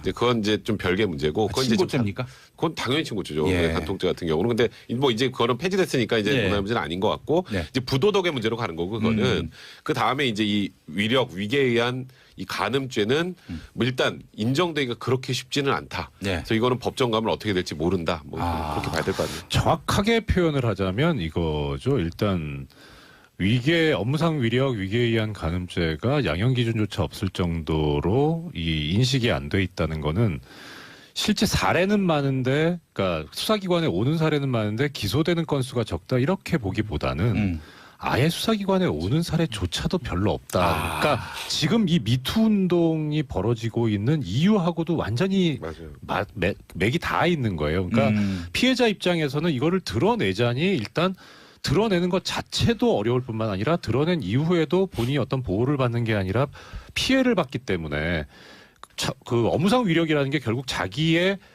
업무상 지위 상급자를 가지고 얘기를 해야 되는 건데 자기의 생계를 걸어야 되는 그런 문제가 생길 수도 있으니까 오히려 세상이 드러내기가 힘들었다는 거죠. 그래서 자기 얼굴도 드러낼 정도면은 뭐 보통 용기를 낸 것이 아니니까. 그렇죠. 그러니까 이 미투 운동이 되게 중요하고 확산되고 우리가 많이 같이 해야 된다는 이유가 이 통계상으로도 나오는 겁니다. 이 업무상 위력 위계에 의한 간음 자체가 그렇게 처벌 사례가 없었다는 그게 이걸 반증하는 거죠. 제가 꼭 말씀드리고 싶은 게 지금 최근에 이제 미투 운동을 쭉 보면 대부분 사례가 비슷하잖아요. 그죠? 근데 유명인들은 뭐 유죄건 무죄건 간에 사회적으로 엄청난 지탄을 받기 때문에 그래도 이 피해자들이 해볼 만한데 쉽게 말하면 이제 그냥 일반 직장 내 보세요. 일반 직장 내 지금 조금 전에 말씀하셨던 것처럼 위력에 의한 간음. 그러니까 이제 뭔가 이 사람 그런 위세 때문에 본인은 느끼기엔 성폭행을 당했어요. 근데 문제 제기를 해도 일단 기소가 잘 안 돼. 기소가 잘 안 되면 어떻게 되죠? 그럼 이 여성이 안에서 꽃뱀으로 몰려요. 그렇게 된단 말이에요. 그리고 만약에 정말 천신만고 끝에 수사를 했다 기소가 돼요. 뭐 벌금 좀 나오고 뭐 정말 극단적으로 집행유예 나오면 또 돌아오면 또 역시 2차 피해를 여성들이 본단 말이에요. 그래서 유명인들의 대상으로 한 미투 운동은 활발하지만 실제로 요즘에 더 큰 문제는 실제 직장에서 발생하는 문제는 외부적으로 유출되는 게 별로 없어요. 학교 같은 경우만 해도 이제 대중도 그렇고 언론도 관심이 많잖아요. 대학에서 저런 일이 교수가 이럴 수가 있어? 이게 많은데 일반 직장 예를 들어서 뭐 그냥 뭐 예를 들어서 어떤 중소기업에서 그런 일이 있었다. 이건 기사에도 안 나와요. 이제 그래서 그런 분들을 어떻게 보호해 줄 수 있을지. 그래서 좀 얘기가 나오는 게 비공개로 뭐 신고를 하고 조사할 수 있는 방안도 만들고 뭐 여러 가지 만든다는데 진짜 미투 운동의 정신을 정확하게 살리기 위해서는 지금 현재 이렇게 밝히지도 못하는 이 지금 직장 내에서 있는 만연한 성희롱이나 성범죄 관련해서 어떻게 해결해 줄지를 고민하는 게 가장 중요하다는 생각이 드네요. 또 하나 추가해서 말씀드리자면 이 지금 성범죄도 성범죄지만 제가 알기로 여성분들께서 많이 그 고통스러워하고 힘들어하시는 게 성희롱 문제거든요. 근데 성희롱이 참 놀랍지만 우리나라 법률상 처벌 법규가 없어요. 민사상 손해배상은 뭐 정신적 고통을 받았다 그래서 할 수 있는데 그마저도 없어요. 인정받기 쉽지 않죠. 인정은 둘째치고 법이 없어요. 법이 없다.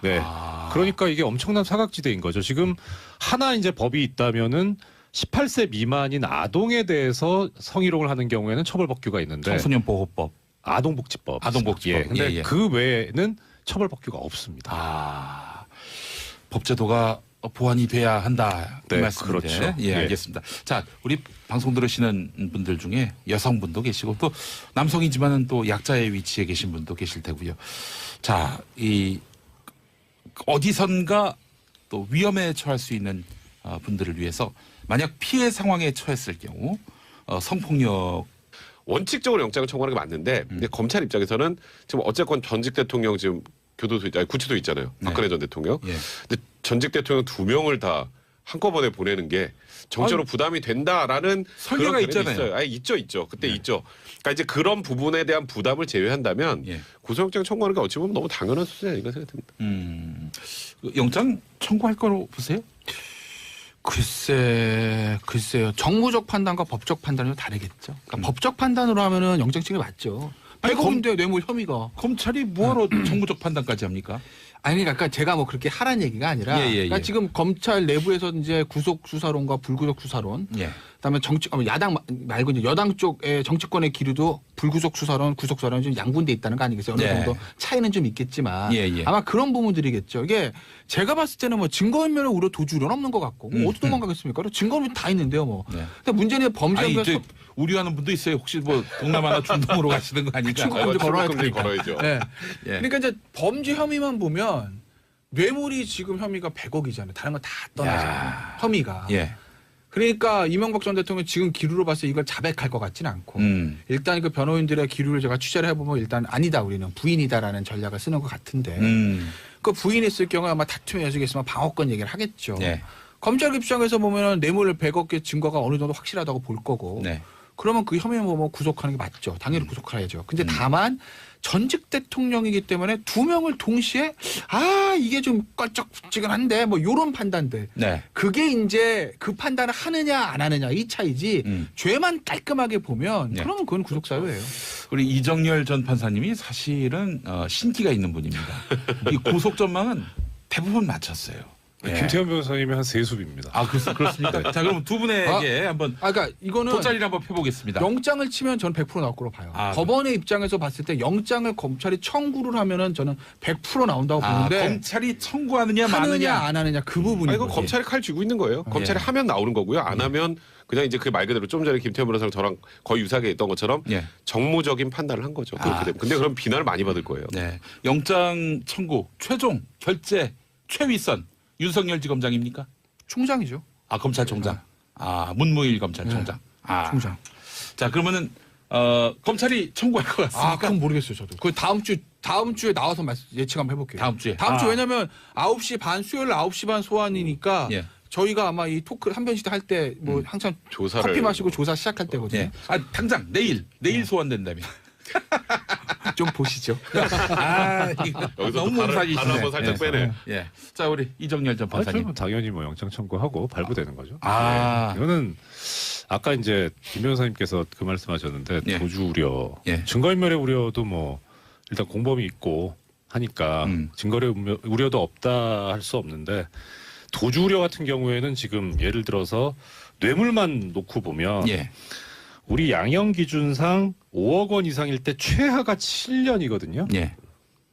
그럼 이렇게 중형이 선고될 것 같으면 도주 우려가 있다고 보는 게 영장 패키지로 가죠. 원래 수준이에요. 패키지로. 예. 그러니까 그 당의 피의자가 진짜 그야말로 뭐 주거가 일정하고 직업이 확실해서 뭐 이거는 도주 우려가 없다고 판단할 때 그거인 거고 일단 첫 번째 기준은 그겁니다. 형이 얼마나 선고될 거냐. 실형 선고 예상되면 도주 우려가 있다고 보는 게 지금 이제 영장 발부 기준이거든요. 그러니까 도주 우려는 있어요. 최소한. 근데 문제는 이제 아까 말씀하신 정무적 뭐 건데 이게 저는 정무적인 부분은 잘은 모르지만 이렇게 어떻게 생각하냐면 이렇게 했을 때 국민적인 비난을 받을 수 있겠느냐. 근데 오히려 저는 박근혜 피고인을 구속하는 게 더 욕을 먹을 가능성이 크냐, 이명박 전 대통령을 구속했을 때 욕을 먹을 가능성이 크냐 했을 때 박근혜 피고인 쪽이거든요. 그럼에도 불구하고 했는데 뭐 굳이 이번에 몸을 살릴 필요가 있을까? 저는 도주 우려가 매우 심각하다고 생각하는 게 워낙 이 그 차명 소유가 많아가지고 많죠. 차명 소유가 많아서. 근데 참 아이러니한 건 뭐 기사를 보니까 돈이 없어서 변호인단을 못 구한다. 근데 어제 정두원 전 의원 나와서는 네. 아이 그거는 거짓말이다. 아니, 그러니까 그건 당연히 거짓말이죠. 그게 전 그 얘기 의원도. 아니에요. 그러니까 저기 이 변호사 비용을 대납해 주기로 한 사람이 아직 확답을 안 했다. 그래서 못 구하고 있다. 야 예리하십니다. 그러니까 그게 돈이 없어서가 앞에 게 그거잖아요. 내 돈이 없어서가 아니고 돈이 없었어. 전해주기로 한 분의 돈이 없어서. 예. 알겠습니다. 자 그래요. MB 소환을 앞두고 이상득 전 의원이 네, 오늘 오늘. 소환된 모양이죠? 근데 이제 마지막으로 다지게 하는 거죠, 검찰 입장에서는. 검찰은 지금 조금 전에 김 변호사도 얘기했던 것처럼 거의 모든 증거를 다 들고 있어요. 이게 이렇게 얘기해 보죠. 그러니까 지금 MB 측근이라는 사람들이 검찰 조사를 받고 그 전에 과거에 2008년 특검 때 다 부인했던 사람 지금 다 인정하죠. 네. 그 왜 그럴 것 같아요? 아 이번 정권이 바뀌었으니까 인정해야지가 아니고 이거 명백한 객관적 물증이 나오는데 거기서 어떻게 계속 모른다라고 해요. 그래서 그런 거예요. 끈 그러니까 떨어졌기 때문에 이제 MB 끈 떨어져서가 아니, 끈 떨어졌다고 막 저 사람이 이제 끈 떨어졌으니까 하자가 아니라 예. 아니 본인도 처벌받아야 되는데요. 이 사람들도 지금 다 기소되고 구속되고 하잖아요. 예. 그 윗선을 얘기하지 않으면 내가 최윗선으로 몰릴 수 쉽게 있다. 말하면 덤탱이 쓸 수도 있는 거고 거기다가 이렇게 물적 증거가 명확하게 나와 있으면 그게 영포빌딩 지하 2층에서 네. 검찰이 압수수색하고 난 이후부터 확 변하고 생각지도 않은 이런 지금 뭐 아까 말한 소송비 대납이니 예. 뭐 뉴욕제가 이렇게 다 나오잖아요. 빵집 같은 게 이렇게 예. 나오잖아요. 이제 예. 그러니까 예. 이거는 객관적으로 움직일 수 없는 증거 때문에 인정하는 거지 그냥 말 그대로 그냥 배신이라고 생각하면 안 된다는 생각이죠. 이게 이런 거죠. 그러니까 이상득 전 의원을 소환하는 그런 부분들은 네. 이명박 대통령의 혐의 중에서 삼성 뇌물죄 같은 거야. 먼저 돈 흐름 자체가 이제 다스에서 에이킹 건프로 왔다 갔다 한 거는 그렇다 치고 실질적으로 현물의 이 돈가방이 움직이는 것들의 물리적인 종착지는 이상득 전 의원이거든요. 그 예를 들면 김소남 전 의원의 공천원금 같은 거고 이상득 전 의원 갖다 줬다라는 게 이제 전달했다라는 게 예. 김백준 전 기획관의 진술이고 그다음에 저 이팔성 메모에서는 22억도 SD 8억 이상주 14억 이거 아니겠습니까? 예. SD 8억 이상득 전 의원 줬다는 거예요. 이상주 14억도 본인이 가방을 받아서 이상득 전 의원이 전달해 줬다는 거거든요. 네. 그러니까 물리적 종착지는 현금으로 온 건 이상득 전 의원이라는 거죠. 이시일간의 딜레마에 빠질 겁니다. 형이냐 정직 대통령이냐. 예?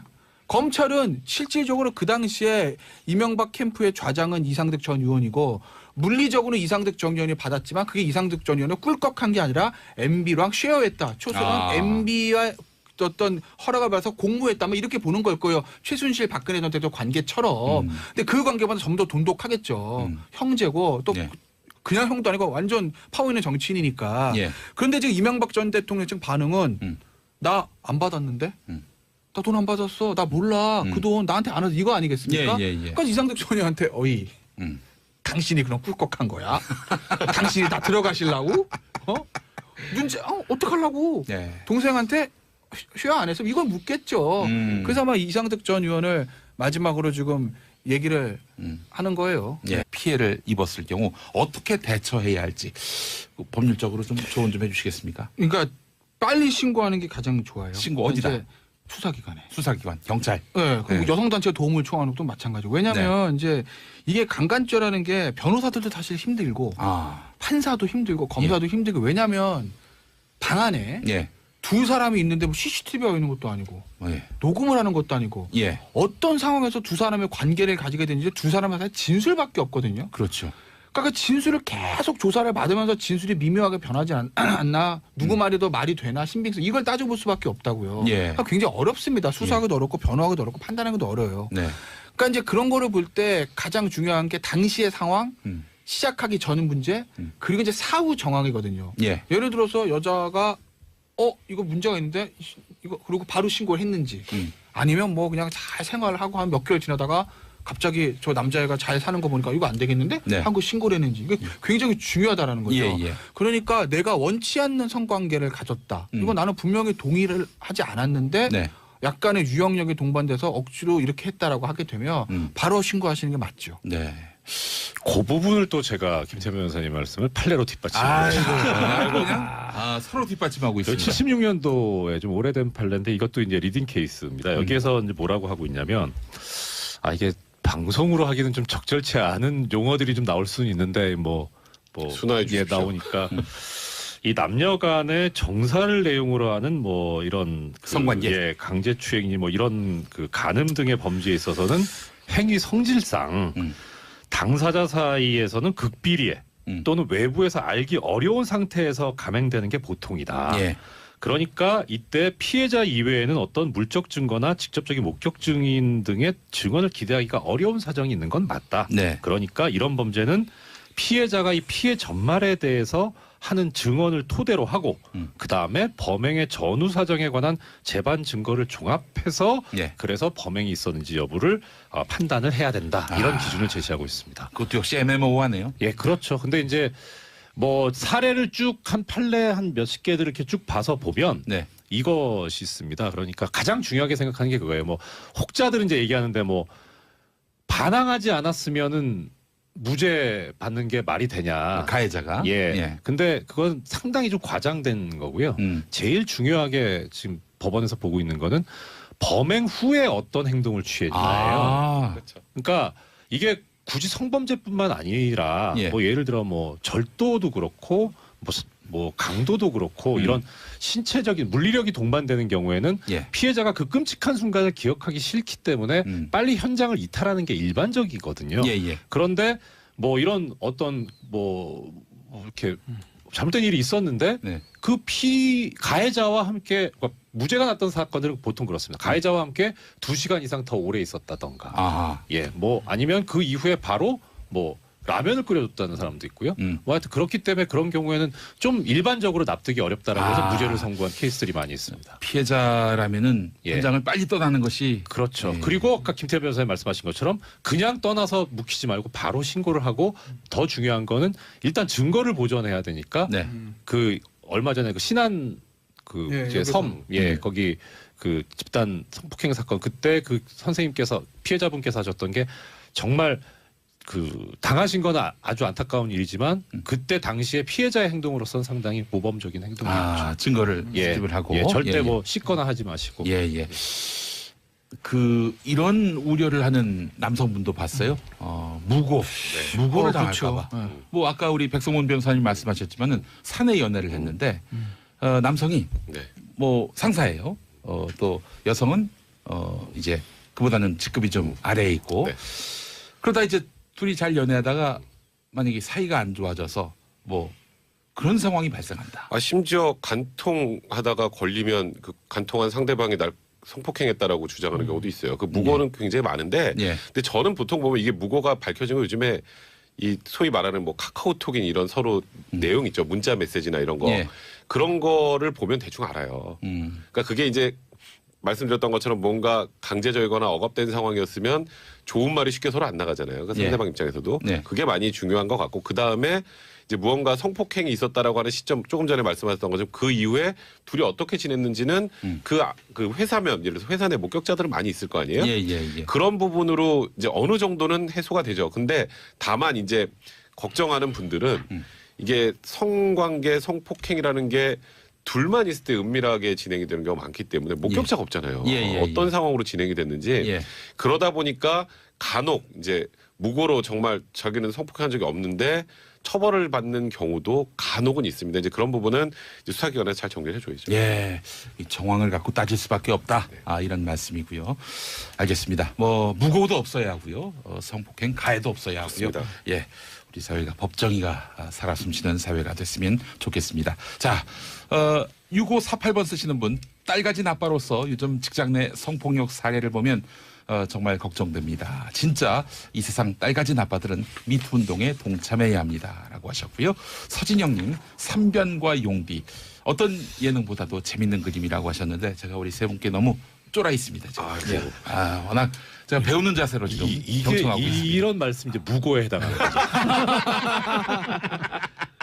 알겠습니다. 자, 지금으로부터 일주일 후에 이명박 전 대통령이 검찰에 소환됩니다. 네. 검찰에 소환되지요. 예. 네. 자, MB가 드디어 이제 검찰에 그렇습니다. 불려가는데. 드디어라는 표현을 많이 쓰더라고요. 예. 뭐 MB 측도 대비하고 있었죠? 그렇죠. 어차피 소환이야 뭐 언제냐가 중요했던 거지. 예.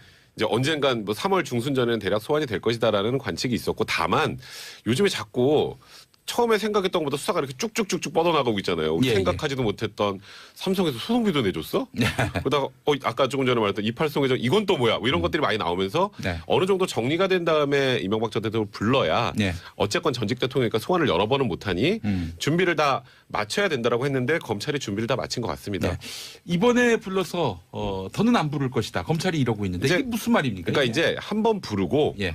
그 다음에 거기서 조사를 웬만큼 끝내고 그 다음에 이제 신병 확보를 하느냐 마느냐에 대한 고민은 좀 할 거예요. 이제 쉽게 신병 말한 확보를 하면 구속영장 청구죠. 그러니까 일반적으로 생각하면 이게 뭐라고 될까요? 전직 대통령이라는 그 타이틀을 제하면 이건 거의 100% 구속영장 청구하는 게 맞죠. 왜냐하면 아주 일례로 예. 김백준 총무기획관이 구속이 돼서 기소가 됐습니다. 예. 근데 거기에 방조범이라고 명시를 했잖아요. 주범은 이명박 전 대통령이라고. 근데 방조범은 구속하고 주범은 구속 안 하는 거 봤나요? 그리고 그것뿐 아니라 혐의가 어마어마하게 많아요. 지금 뇌물이라고 지금 일단 검찰에서 보고 있는 게 100억 원대가 되죠. 처음에 그냥 특수활동비로 시작했다가 삼성 또 그 소송비 대납 것도 60억까지 올라갔고 거기다가 지금 또 나온 이팔성 회장도 한 20억 5천만 원 있죠. 예. 또 오늘 보니까 뉴욕제가 또 그 ABC 상사 그 사장 또 뇌물 받았다는 얘기도 빵집. 나오죠. 예. 뭐 계속 나와요. 그 빵집까지 나오니까 지금 이제. 그러니까 이런 상황이라면 뭐 뇌물 액수, 그러니까 지금 현재 검찰이 바라보는 액수까지 고려하면, 그러니까 악용이라고 표현하셨는데 그렇게 쓸 수는 있는 거죠. 예. 그러니까 이게 상하 관계에서 연애할 수도 있잖아요. 네. 뭐 그런 것까지 지위 그런 게 때문에 이제 드라마에 많이 나오지 그렇죠. 않습니까? 그것 때문에 예. 지위로 이용해서 이걸 뭐 위력에 의한 가늠이다라고 할 수 없으니까. 그런 부분을 입증하기가 좀 어찌 보면 쉽진 않죠. 그러니까 이 성범죄 관련해서는 대부분 좀 내밀한 관계에서 벌어지는 거지 뭐 사람들이 보는 데서 하는 게 아니잖아요. 네. 근데 이번에 일단 안지사 측 입장문을 좀 보면요. 예, 예. 최초에 김지은 씨가 이제 폭로를 했을 때 이제 비서실에서 나온 멘트는 이거였습니다. 부적절한 성관계는 있었지만 강제로 한 건 아니다.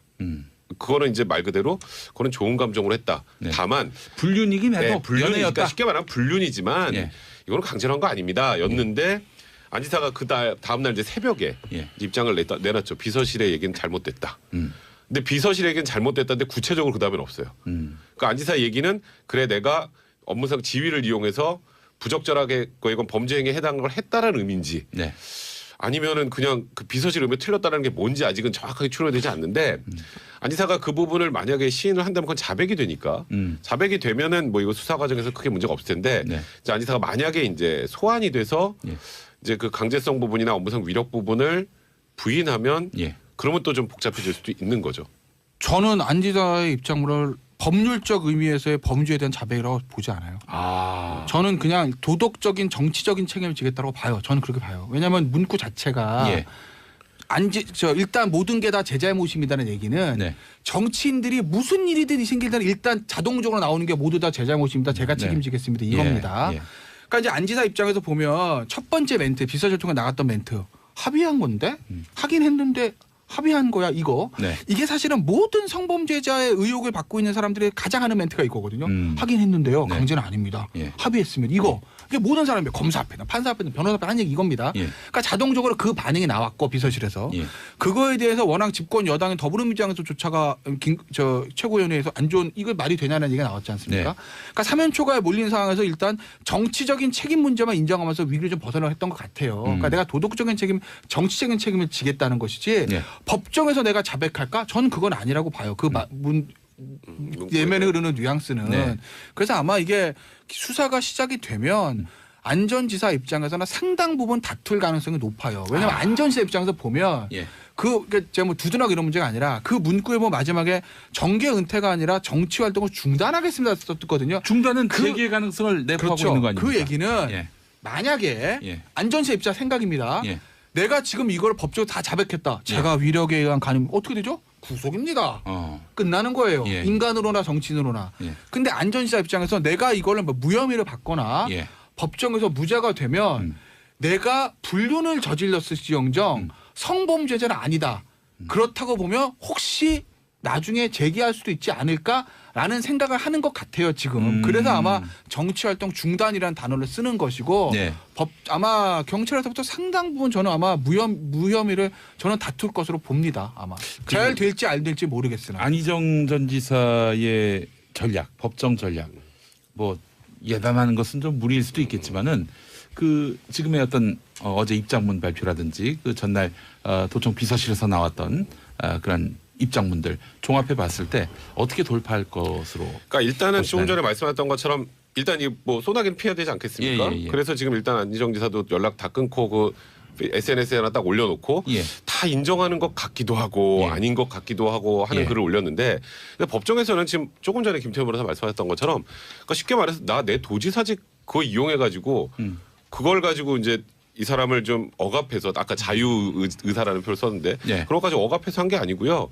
그러니까 결국은 부적절하지만 다소 오해 소진이 있어도 좋은 감정을 갖고 서로 관계를 한 것이다. 그러니까 이제 도덕적 비난 가능성과 법적 책임은 좀 별개지 않습니까? 예. 이제 그렇게 일단 전략을 세울 가능성이 저도 개인적으로 볼 때 많고요. 근데 시간이 지나면 도덕적 책임, 법적 책임 사람들이 혼동하지 네, 않습니까? 혼란스럽죠. 그래서 얘는 무죄 받으면은 도덕적 책임까지 그냥 퉁으로. 근데 이제 안희정 지사 같은 경우에는 이제 저번 그 대선 경선 과정에서 예.